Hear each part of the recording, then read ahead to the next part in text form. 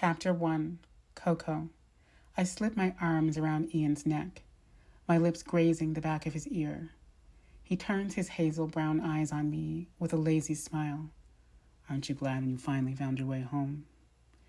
Before I can respond, he pulls me onto the couch and into his lap, fitting his perfect full lips over mine. He groans as he kisses me, an action that always sends swirls and flutters through my core. "You taste like chocolate," he murmurs against my collarbone. My skin prickles with excitement as I do my best to repress the urge to play into his sexy banter. Banter I know is only leading to one thing. It's this new lotion. He seizes my lips with his own again, taking my breath in the process. "No," he says between kisses. "It's all you. Let's go to bed.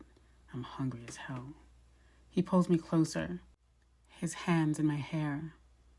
"Your hair's different," he whispers. "Looks a little crazy. Cute, but crazy." I roll my eyes. I'm on vacation. Blowouts and weaves are too. He chuckles, pulling me even closer. His kisses trace the length of my neck and I sigh. As good as it feels, as easy as it would be to let go, when his mouth finds mine again, I work to slow the kisses instead. "Wait," I murmur. The heat of his body intensifies his intoxicating scent. Despite the desire, I push against him, freeing myself from his grasp. What are we waiting for?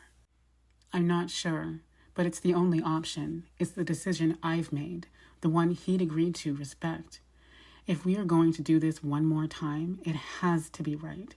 It has to be about so much more than this, because the next time he's faced with temptation, it's the only way he'll think twice. After he'd shown up at my apartment, begging me to take him back, I'd made him leave. I annoyed at him for showing up unannounced. It didn't matter that he'd sent me more messages over the last year than I'd cared to count. Birthdays, holidays, lonely days. I'd been angry, hurt, over it. Mostly, I'd been annoyed with myself for not yet having moved on.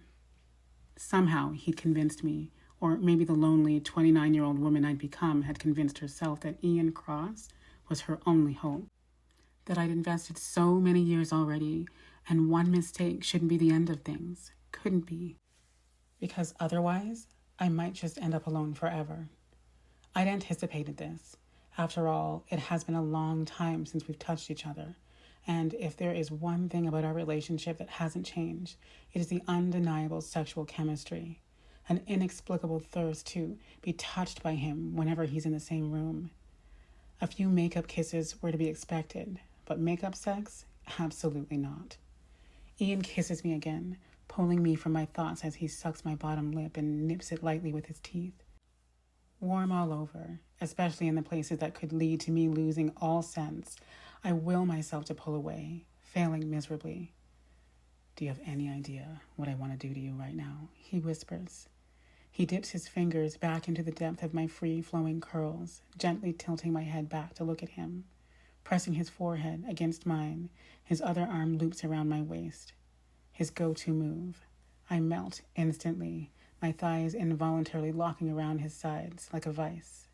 But as he yanks at the hem of my loose cotton tank top, I instinctively pull back, holding his hand down with unconscious strength. "Wait," I say again. It's just above a whisper, and not at all convincing. "Damn it, Coco." His voice is low. My inhibitions even lower. Damn it is right. It isn't supposed to go like this, and he's not going to like what comes next. We can't. I want to, but we can't. Not yet. Not after everything. The last 10 years of my life flashed through my mind. After graduation, it was school and more school, work and more work. The years in between when I met and fell in love with Ian had been the most exciting. It was no wonder I had so much trouble letting go. For the most part, the last decade has been boring as hell. The least, and most definitely the best, were the moments spent being the girl my family never knew I was. The one who at 17 started a fan club with my best friend for a largely unknown neo-soul group. A group which shot up to stardom just like I'd always known they would. I was the girl who snuck out to every show, followed the every move of 4 guys who might otherwise have been nobodies. I was the one invited back to that mansion in Toronto for an epic party that changed my life, that brought me so much closer to this man, my on-again, off-again boyfriend of 10 years, a man who at one point I'd have done anything for, until he made stupid choices that made me question everything. I've missed you so much, I say, but nothing has changed. I still don't trust me. He rocks to the side, leaving me cold as he stands abruptly. Shirtless, he paces back and forth in front of me, his smooth brown skin illuminated by the dim light. I reach out to take his hand, easily stopping him in his tracks and pulling him back down onto the sofa next to me. It's not that, I say, although I'm not entirely sure that's true. It's only been a few months, Ian. We promised to take it slow this time. This isn't slow, he says, turning to face me. It's excruciating. I saw you once in the last 6 months. Hell, I've seen you only 3 times this year. We're supposed to be working on things, but I don't know how we can do that with so much space between us. We are. We've talked every day since we've got back together, and I agreed to come back to Belleville this summer. How is that not working on things? It's been you and me for 10 years, Coco. Putting things on ice like this, it's not natural, but it's necessary. At least for me. When your boyfriend of 5 years sleeps with another woman, gets her pregnant, and hides it from you for 4 more years, it changes a few things. I quickly remind myself that we were on one of our many breaks. I remind myself that often, but it doesn't change the fact that he lied. I don't say what I'm thinking out loud, but I know he can read it on my face. I'm sorry. He eases back down next to me and leans his head back against the sofa, angling his head to face me. I'm not that guy anymore. I was stupid and I'm sorry. I'll tell you that for the rest of your life because I truly am. I disrespected you. I humiliated you. I know I hurt you. But I promised you I'd spend the rest of my life making it up to you. And I meant that. He grabs my hand, raising it to his face to kiss my palm, then tugs me toward him until I settle back into his lap. I know we're starting over, but I don't think it means we need to start from scratch. We know each other, Coco. But do we?